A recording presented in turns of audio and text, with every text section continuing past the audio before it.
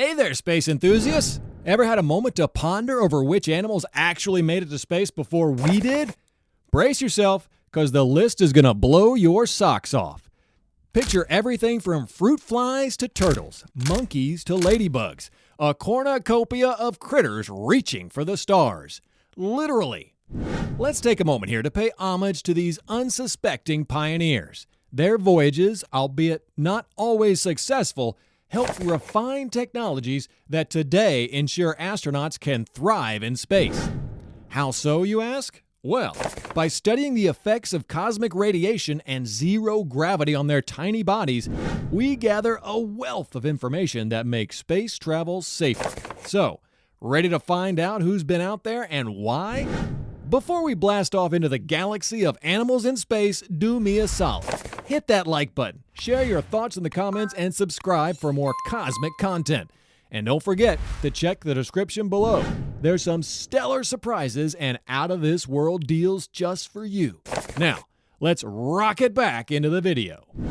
Meet the first space travelers, fruit flies. Hold on, don't go yuck yet. These tiny fellas were the first living creatures we sent up in 1947, and they're still high on the space agency's research agenda. Why fruit flies, though? Well, these small critters share a surprising amount of genetic similarities with us humans, making them perfect test subjects. Not to mention, they're super tiny, so cramming a bunch of them into a test capsule? No problemo. Their maiden spaceflight was aboard the V-2 rockets. Yep, those used by the Germans in World War II. After the war, these rockets became tools to shape the future of space exploration, with some of the German scientists even joining NASA. These flies just barely scratched the edge of space, reaching about 67 miles above the Earth's surface, just a smidge above where space officially begins.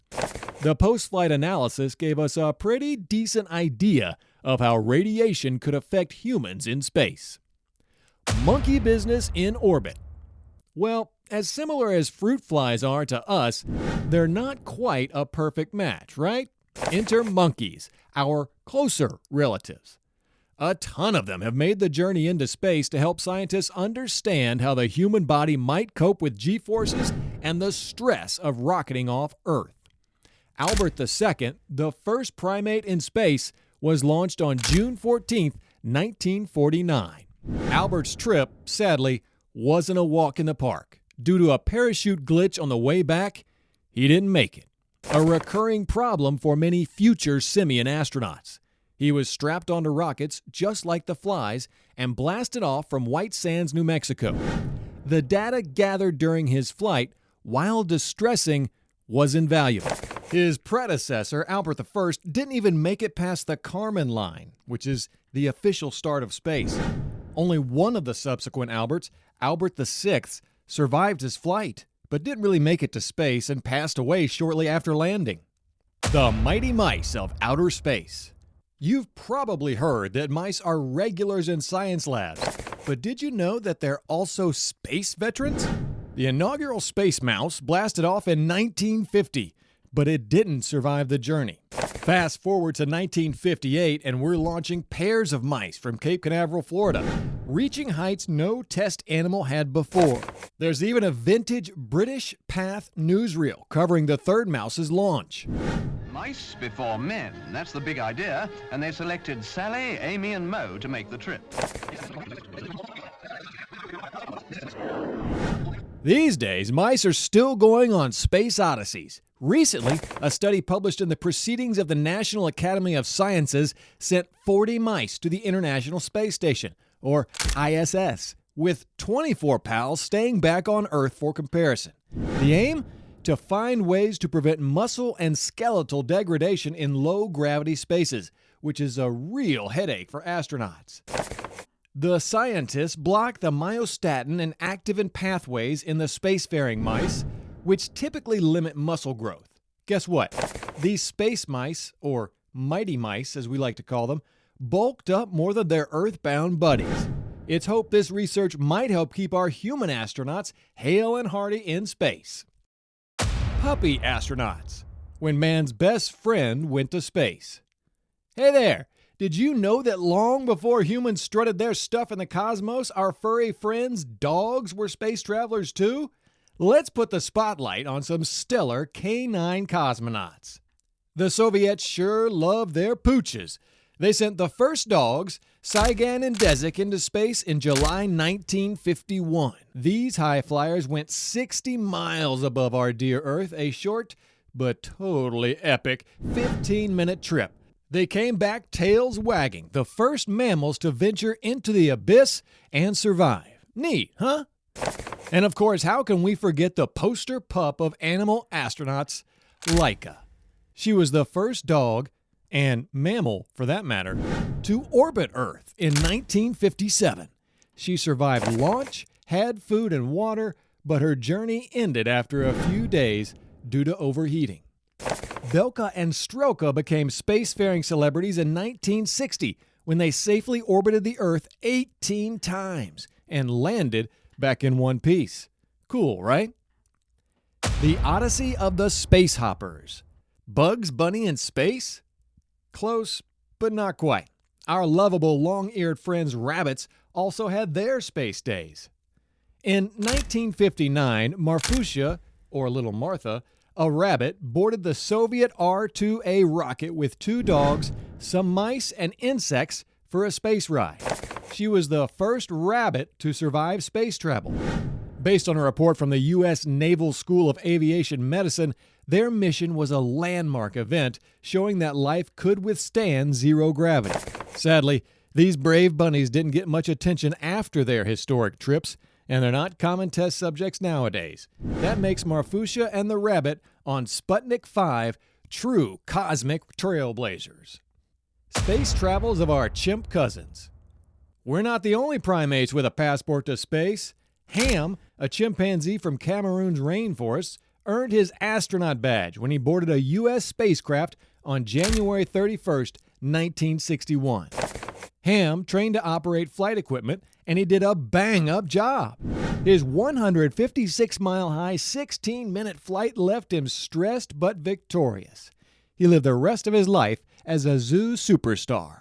Then there's Enos, another chimp from Cameroon who orbited Earth months after the Soviets had a man do the same. Sadly, his achievement didn't earn much celebration due to the Soviets stealing his thunder. Froggy Space Voyagers. And don't you dare think that space travel is for furry critters alone.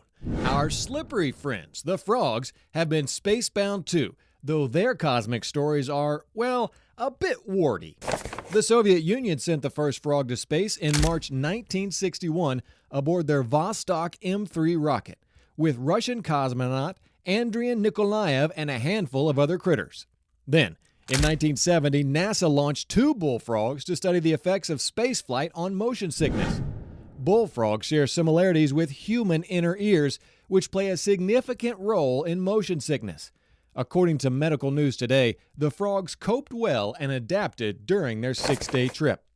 Frogs continue to play a key role in gravity and motion sickness research, helping pave the way for safer human space missions. The forgotten furry astronaut, Félicité. Let's put on a beret and say a friendly bonjour to Félicité, the only female cosmonaut trained by the French. This kitty shot into the cosmos in October 1963 aboard a Veronique AG-1 rocket. It wasn't a long flight, only reaching around 100 miles above Earth. But hey, it's not about the distance, it's about the bragging rights, right? Footage from the National Audiovisual Institute proves this cool cat kept her calm in space. For years, Felicité's space endeavors were overlooked, mainly because she wasn't part of a big USSR versus USA space race. Despite this, people have campaigned for her to be recognized at the International Space Hall of Fame. After all, she's the first and only cat to have visited space. Other animals are honored there, so why not our French feline? In 2019, a successful Kickstarter campaign managed to fund a memorial for her at the International Space University in Strasbourg, France. Félicité, we salute you. Bugs, the little astronauts. Fruit flies may have been the first to venture into space, but they weren't the last bugs to do so. Scientists have had a keen interest in observing insects like houseflies and honeybees in zero gravity. Back in 1982, NASA studied these bugs, and their results were interesting. Instead of buzzing around, they adapted to their new environment. The flies just crawled, and the moths glided instead of flying. The bees had a bit of a tougher time adjusting. In 1999, Chilean high school students came up with an interesting experiment. They wanted to see how ladybugs would fare hunting aphids in zero gravity. A good question if we're going to consider future pest control on space stations. With a helping hand from NASA and the Chilean Air Force, they got their project into space. Tortoises moon orbit. The year was 1961, when President John F. Kennedy set an ambitious goal for the United States: a manned moon mission before the end of the decade. In 1968, Apollo 8 was the first human-crewed mission to orbit the moon. But hold on to your shells, because even they weren't the first creatures to orbit our celestial neighbor. In September 1968, the USSR launched their Zond 5 spacecraft with some unexpected passengers: tortoises. With their durable shells and the ability to survive without food and water for extended periods, tortoises were the perfect choice. Even though they faced intense G-forces upon re-entry, they were in good health, apart from a bit of weight loss and some color changes in their livers. Swimming among the stars.